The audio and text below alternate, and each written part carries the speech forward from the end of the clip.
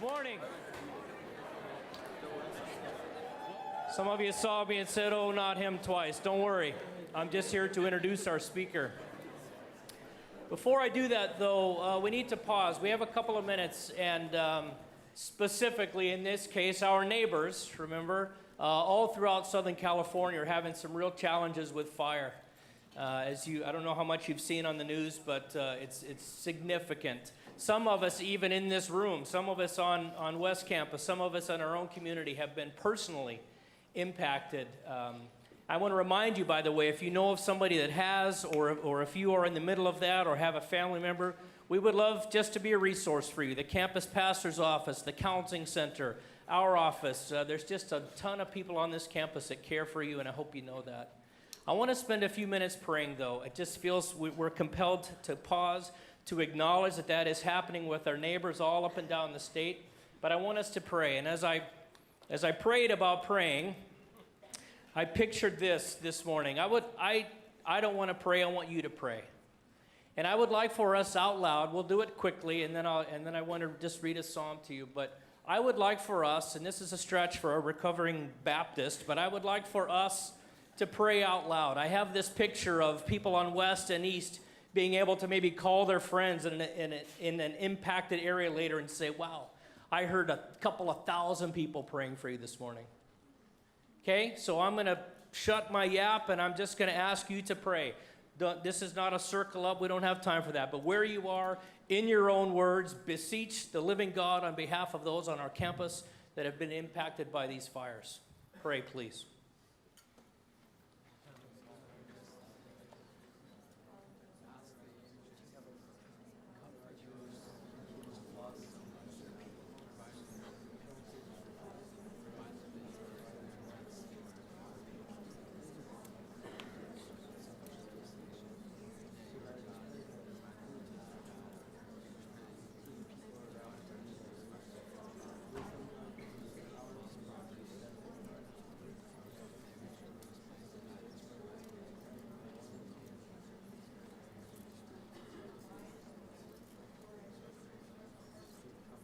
Psalm 61 says this, hear our cry, O God. Listen to our prayer. From the ends of the earth we call to you. Lead us to the rock that is higher than us, because you have been a refuge for us. In the name of Jesus, hear our prayers. Our speaker this morning, I'm excited. We realized that we had met each other. We actually worked together on a committee sometime back. Nikki Toyama-Szeto is the Executive Director of Evangelicals for Social Action. Love it already. She has worked with International Justice Mission, worked with InterVarsity, been a part of planning for Urbana. She has a heart for the world and a heart for the poor. Please welcome Nikki Toyama-Szeto. Thank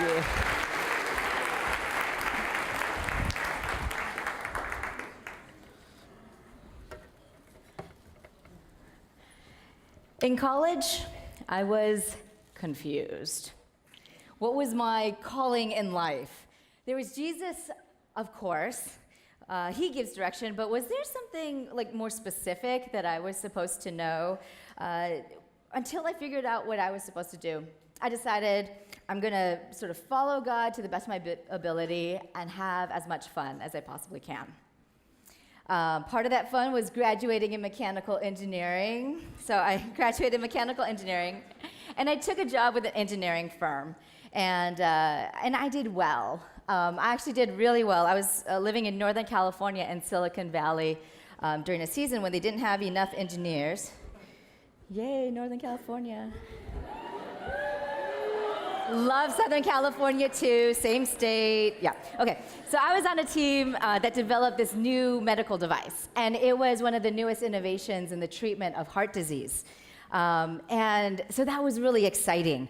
We sold this little medical device that we had developed. We sold it, and it was the highest price paid for a patent in its field. As one of 3 engineers, I was promised a percentage of the profits, a royalty. So at the time, I was considering a job change. I was considering going into full-time ministry with a campus ministry called InterVarsity Christian Fellowship. And the deal came in just 1 month after I had decided to make that move into full-time ministry. And so I was ecstatic. InterVarsity staff have to fundraise for a living. That was not my favorite part of the job. And so I thought, this is great. It feels like confirmation. Like God is setting me up. My royalty was estimated at between $1 and $3 million. It was all coming together perfectly. And that was when the perfect plan began to unravel. I told my engineering company about my plan to leave. And they said to me, Nikki, if you leave now, you're not going to receive the royalty. We argued. There was confusion. Who said what, when, what was promised? There was a lot of confusion. Stay 1 more year, they told me. Stay 1 more year, the product goes to market, and you can secure your royalty. But if you leave now, it's gone. I agonized over my decision. I rationalized.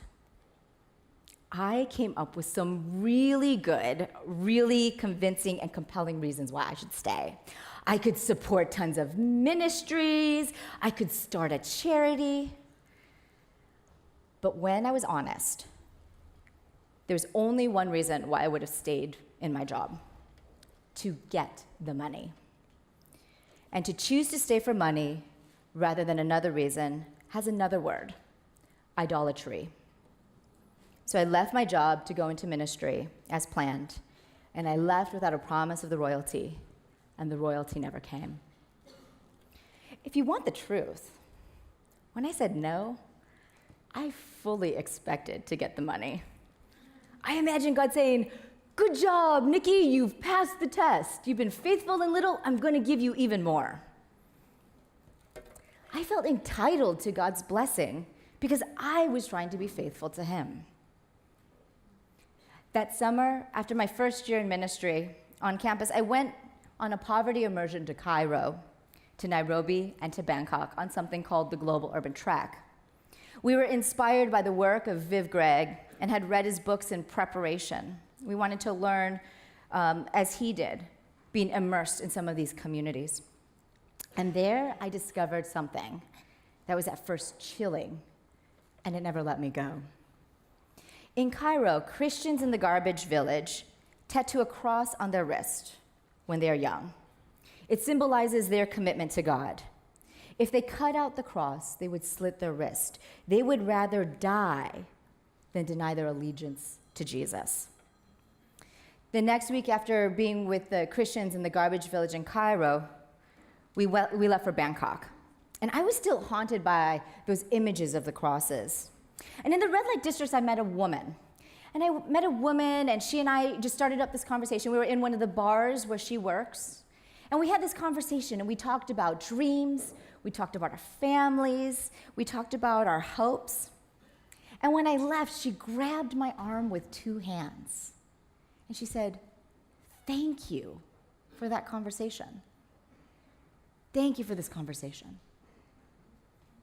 It was just an ordinary and mundane conversation.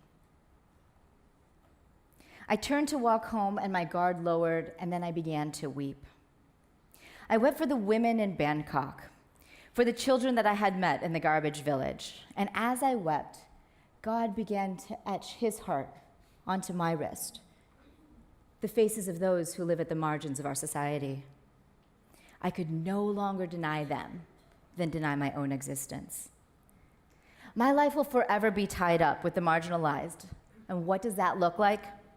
God is slowly bringing parts of that into focus. But I have to wonder, if I had $3 million sitting in a bank account back at home, back in the States, would I have been able to hear this call? Or would I have felt defensive, knowing when I hear about economic injustice, knowing that I held a disproportionate amount of wealth? I almost miss God's invitation to be a part of His redemptive work around the world, to be good news and to announce His good news to people whose economic situations made it hard for them to believe that God is a good God. And now I lead an organization called Evangelicals for Social Action. We're a network of Christians who are tethered to Jesus. And we're trying to be both people that seek personal transformation, to be personally transformed by Jesus, but also to be people who seek to see the transformation of unjust systems in our society. ESA recognizes that discipleship is not something that's just private and personal, but that discipleship is about living your faith out loud in your church, in your neighborhood, in the places where God has placed you. And that sometimes repentance means kind of one-to-one saying, means disrupting the systems that perpetuate injustice in areas like racial inequality, immigration, and people who have been othered by the church. Next week, just as an example of what we're doing, one of the things that ESA is doing is we are launching a prayer vigil. And one of the things that we're calling on people around the country, this is in partnership with Matthew 25, Southern California, one of the at 5 o'clock on a street corner, and to pray and to intercede until clean legislation for dreamers goes through. We want to stand out there week by week until that comes in.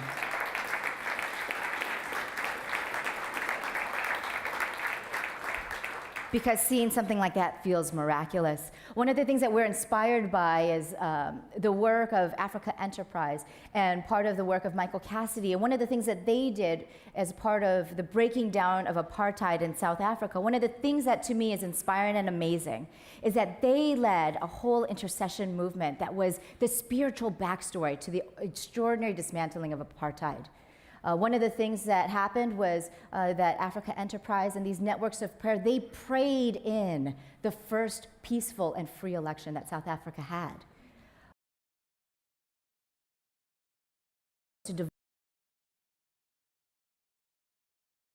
There is the work of justice, as well as we can see prayers answered in our broader society. Sometimes we put Jesus in a small box of spiritual things only, but that's not the box that Jesus put himself in. Let's take a look at Luke 4, right? In Luke 4, Jesus describes what it is that he's about. And this is one of Jesus' first public appearances. So before this passage, he was baptized, he was tempted in the desert, and now he's in the synagogue. And he opens up the reading from the Torah, and for that day, it was in Isaiah. And he uses it to tell the people what he's going to be about, right? So some of the scholars call this section in Luke Jesus' mission statement. Describing his purpose on earth. So Luke 4, verse 18 says this: "The Spirit of the Lord is on me, because he has anointed me to proclaim good news to the poor. He sent me to proclaim freedom for the captives and recovery of sight for the blind, and to set the oppressed free, to proclaim the year of the Lord's favor," right? Jesus is telling us what he's all about. He says, I have come to proclaim good news. Good news to whom? To the poor, right? I've come to proclaim good news to the poor. That's great, right? How would you describe the good news of Jesus Christ? You know, being a good kid raised in Sunday school with excellent youth pastors, I would have said that the good news is that Jesus came to die for my sins. What does this passage say that the good news is?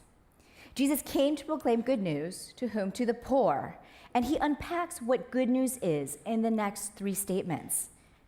These are the illustrations of good news: to proclaim freedom for the captive, recovery of sight for the blind, and to set the oppressed free.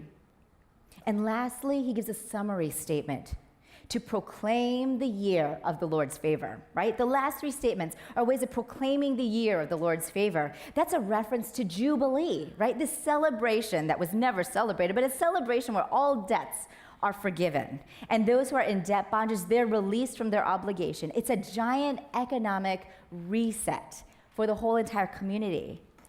That's good news coming to the economic systems of that community. As I read this passage, I realize that I'm very tempted to put God in a really small box. God's a lot safer if he stays in this really, really small box. A small box of spiritual things only. A small box where I would just pray for him for things like good grades on midterms, or parking spaces in hard-to-find parking lots, or sick grannies, right? Small spaces. And I try to keep Jesus there because he's a little bit safer when he's there. And then we're surprised when we say that Jesus and God seem small, almost impotent. We can accidentally over-spiritualize this passage, right? Jesus came to set the captives free. The spiritually captives are free. The spiritually blind can see. The oppressed, the spiritually oppressed are free. But Jesus also made actual captives actually free. And he's continuing to do that today.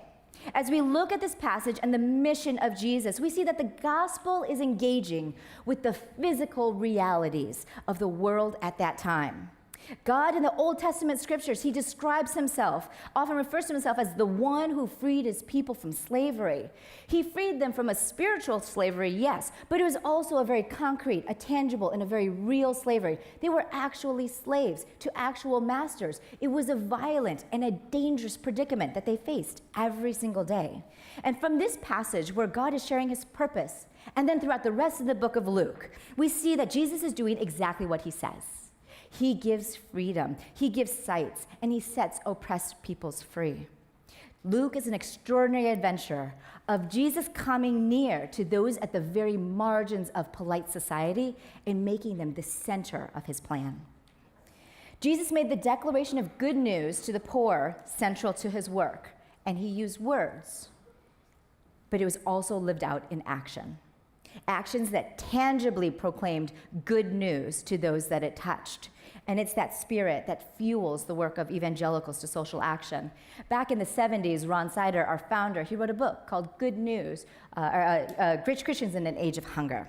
And that challenged Christians to think about faith, and a faith that is not isolated from the world reality, but inside of this holy huddle and protected, but rather to think of a faith that engages with the most pressing injustices of the world of our time.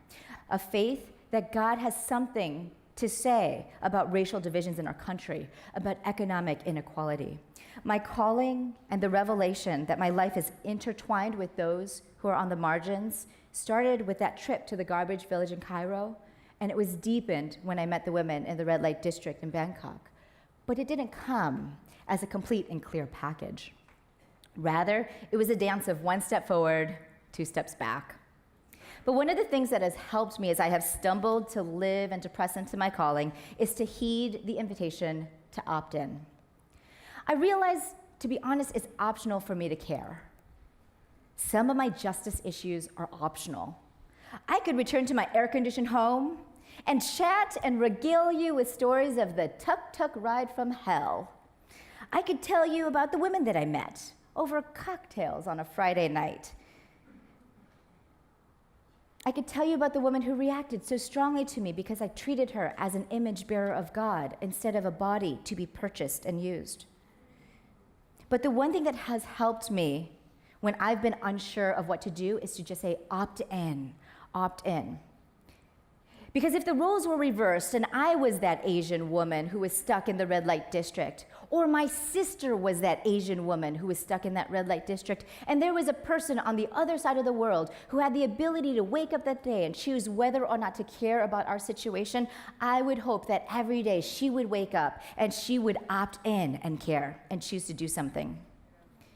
Dr. Martin Luther King Jr. asked during the Civil Rights Movement, he said, "What is the lie that most people believe? And what do you believe is the spiritual answer?" The answer to that question may point you in the direction of your calling. The world would tell you that when you graduate from college, you should fulfill your economic potential. Or maybe that you should try to become a celebrity, maybe an internet celebrity or an infamous one. Can you do it? The answer is yes. Yes. Can you make $1 million? Yes. Yes, you can. Can you get 1 million followers? Yeah, I believe you could. Can you double or triple that size of that church? Yes, you can. Can you box it up? Can you sell it? Yes, you can. Can you get a publisher to publish it? Yes, you can. You all are Azusa students. You could do all of that. But the question is not, can you do it? The question is, should you do that? We are image bearers of God. You are more than your number of followers. You are more than your economic potential. You bear the image of God. Let us be careful, too, that even as we pursue the discernment of what is our calling, let us be careful to hold our callings loosely. For it is the luxury of the middle class, of the educated, and the powerful to ask questions about meaningful work. The choice of employment, the choice of money and resources, the choices of how to spend our free time, our vacations, and our weekend. There are many in this world who have no choice about what it is that they must do for work. In fact, one of the key discipleship issues, I think, for the North American church is simply to bring the luxury of our choices under the lordship of Jesus Christ. What does it mean to steward well the choices that we have and to not have personal fulfillment or entitlement be the driving force that drives our decisions? To be honest, sometimes this justice calling can be tough. It can be overwhelming. It can be complicated. And a lot of times it's really unclear. But the past gives me hope. And it's the past that gives me hope and fuel on this justice journey. With a manic desperation, I collect and I curate stories of change that's been ushered in via women. They are stories of God's change, midwifed by unlikely women, birthed in impossible circumstances. And when I get tired, when I get a little bit weary and I feel like kind of giving up, I feel overwhelmed, I sit at the feet of these women and they give me fuel. Rosa Parks is that picture to me. How impossible change must have seemed to her when she chose to sit in that bus seat. All of the systems, all the powers, all the decision makers above her, all the way up to the president, every single person was stacked against her, and yet she sat. Missionaries from the Latin American context, they give me hope.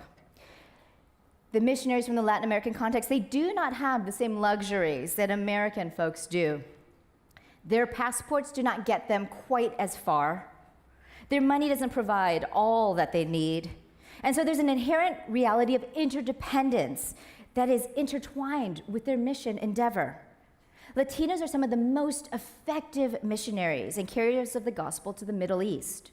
And I met missionaries from the Dominican Republic who are planning their third, their fourth trip into these various countries. American missionaries, and specifically white American missionaries, for obvious reasons, were not as effective. There's just too much politics. But I was struck at how the missionaries from the DR, how they had to go about their work. They had to know who else was in town because they didn't have the money to just rent a building or to pay for a hotel room. They didn't have the mighty American tourist dollar that allowed them to get visas easily. So instead, they had to go in via an invitation. They had to have somebody from that community invite them to come in. They needed to secure an invitation, a local place to stay. They didn't have the luxuries and the access that comes from carrying a blue American passport, and it resulted, I think, in them being better positioned to be carriers of the gospel. But let me give you an example that I believe reflects the very heart of God. It's the Filipino domestic. The Philippines set out at one point as a country, they set out and they decided that their economic plan was to export the labor of their people.